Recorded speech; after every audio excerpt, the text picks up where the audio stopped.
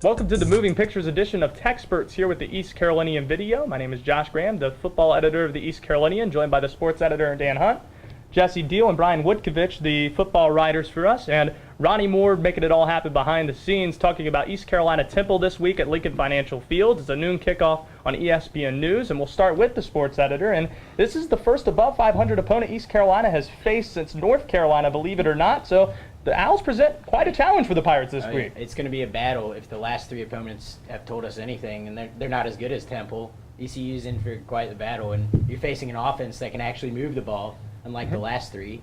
ECU managed to make them look good, but Temple's good in their own right. The Temple offense ran by P.J. Walker, and it's a mobile quarterback, and the Pirates defense has got to be up to the challenge this week, especially the secondary, don't they, Jesse? Yes, they do. Josh Hawkins and Dietrich Allen really need to step up from their performance last week, and I think they can. And what are some of the things you think Rick Smith needs to do this week, Brian, to ensure that happens? It seems like he's mixed up a lot of different players out there. Prevent the big plays out there from happening, and that starts with Josh Hawkins and Dietrich Allen. They got burned twice for big plays against last week against Connecticut, and that's what really cost them in the long run. That's 21 points on the board. That was three big plays that happened against them. You just got to play a little more man coverage, make sure your safety's there over the top. I mean, this is a team, they run the spread offense. They're going to try to beat you outside, and the corners just have to be up to the task this weekend. An 88-yard touchdown against ECU is the longest touchdown since 2009 against SMU the Pirates have allowed. But back to you again, Dan, looking at what ECU needs to do, I guess the Pirates need to get off to a good start this week, don't they? Sure do. And honestly, they have been doing that in games. They're getting out 7-0, 14-0 starts, and then there seems to be somewhat of a lull before halftime, before they turn it on again in the fourth quarter. But if you look at ECU, their mistakes would have been the mistakes this year. Big plays, penalties, and then red zone offense has been inconsistent at times. And you look at those three things, those are things you can correct. So I think that's something that Ruffin McNeil and the coaching staff can build on. And the penalties is something interesting. Is that something you're concerned with, even though the 8 penalties came in the first half and then 3 more in the second half? Ruffin McNeil, after the game, seemed adamant that has been addressed. Do you believe it, and do you think that's something they have addressed going into this week? I think the personal fouls, I don't think you need to make too much out of that because, I mean, those are things that they're going to be correcting in practice, especially if Coach Connors gets a hold of them. But holding, I mean, that's an issue, because that means they're not positioned correctly beginning the play. And there's another thing that's concerning about this game, and that is the environment in which it's played in. Lincoln Financial Field, similar to what we saw earlier this year with South Florida. Jesse, looking at what ECU is facing this week, it's going to be a lot of empty seats. So what does East Carolina need to do to meet that challenge? Well, they need to show up and play like they're playing in Dowdy-Ficklen Stadium in front of a huge crowd. They've struggled a little bit over the past few times playing in that type of environment. I feel like if they can establish the offense early and be consistent, that's the main thing. I think so too. And then the energy level you have to bring for a road game. I guess, Brian, is that something you're concerned with, whether or not East Carolina can do that going into a road environment that has a large stadium but probably going to be only about 10,000 fans there? No, I don't think they'll have any problem with that, to be honest with you. I think that they know that Temple's a much better team than they've faced so far in conference play, and I think they're going to have no problem getting up for that.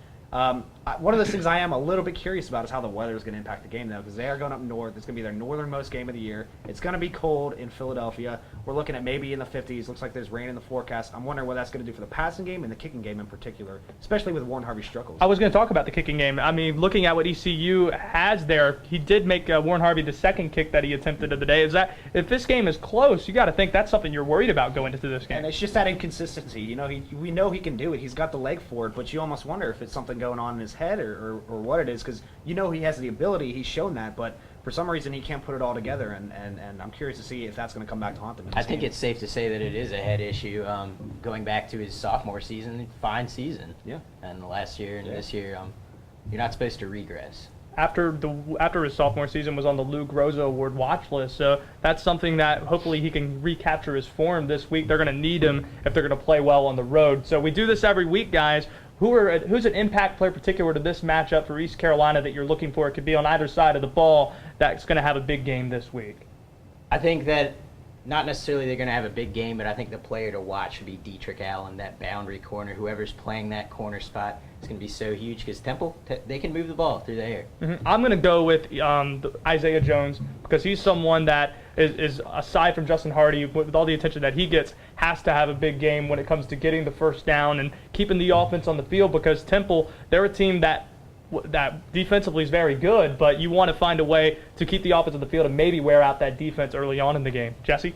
I think Breon Allen is due for another big game. The Owls have surrendered a combined 300 yards in their last 2 contests, and I think the running back by committee approach could really turn out big. And Mr. Woodkowicz. I'm going to go Brandon Williams. I think that he's going to be a big factor in coming Great out. game last PJ week. Walker, I mean, he's one of their fastest linebackers, probably their fastest linebacker, and he's going to have to do a good job spying PJ Walker because he's a dual threat quarterback. He's got the second most rushing yards on the team for them, and that's what it comes down to is him. We're going to see how much he plays zone and how much he spies the quarterback. It's odd because Zeke Bigger gets a lot of the attention, but Brandon Williams almost plays equally as well at that inside linebacker spot. But looking before we get to the predictions, East Carolina is 23rd in the first ever college football playoff ranking. Ruffin McNeil says that ECU doesn't look at that, but is it something where you begin to worry about the other teams maybe behind them? Marshall and Colorado State are other top outside the Power 5 teams. East Carolina needs to find a way to start winning impressively, do they not? I don't completely agree. I think human nature would say that you have to start looking behind you. That's only human nature. But I do think that if the Pirates continue to win, I feel like the system's in place where they will make it. Any disagreements? I mean, I think that when you're looking at what Marshall's doing right now, it's got to scare you. I think what it needs to do is it needs to play a motivation factor for ECU. And I mean, as much as Ruffin McNeil says they don't want to think about it, sometimes maybe you do put a little bit of pressure on your team and let them know that, hey, listen, in theory, you control your own destiny, but you never know what's going to happen. You got to go out there and you got to perform your best. And I think they know that. As much as they're saying they don't, I think it's definitely going to be a factor in how they're coached. I'll say this, when it gets close to that end of the year and both teams are lined up next to each other and the resumes are compared, Marshall has an extra game that they'll probably play in the conference championship game. East Carolina not going to have that in the American. We'll see how that lies out. A lot of time till then. But let's look at this week. Who do you got? East Carolina Temple this week. I've got East Carolina 42-31, and I'm putting a lot of faith in the Pirates for that pick because what is the spread right now? 7 points. 7? Mm-hmm. I think that it's going to be a shootout.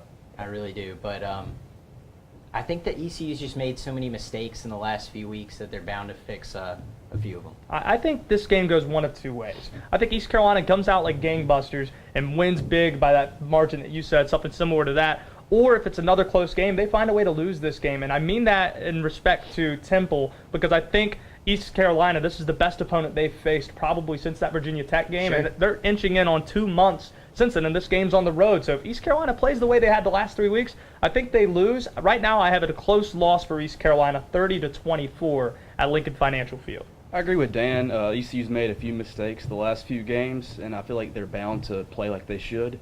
I'm taking ECU 38-24. I'm going 28-17. The reason I say that is I'm cutting the ECU offense a little short here because Temple's got the 22nd ranked pass defense in the league. I think when you look at a defense like that, Shane Carden, he's not going to get the 60 attempts that he got against UConn. They're going to have to run the ball a lot. It's going to be a little more deliberate for the offense. But at the end of the day, I think defense has a bounce back game, and I think they're going to win on the road. And ECU doesn't want to throw the ball 60 times. Yep. Certainly a lot of interesting storylines going into this game, but we'll hope you enjoy it. Noon, ESPN News from Ronnie Moore, Brian Woodkowicz, Jesse Deal, Dan Hunt. My name is Josh Graham, and you just listened to TEC'sperts.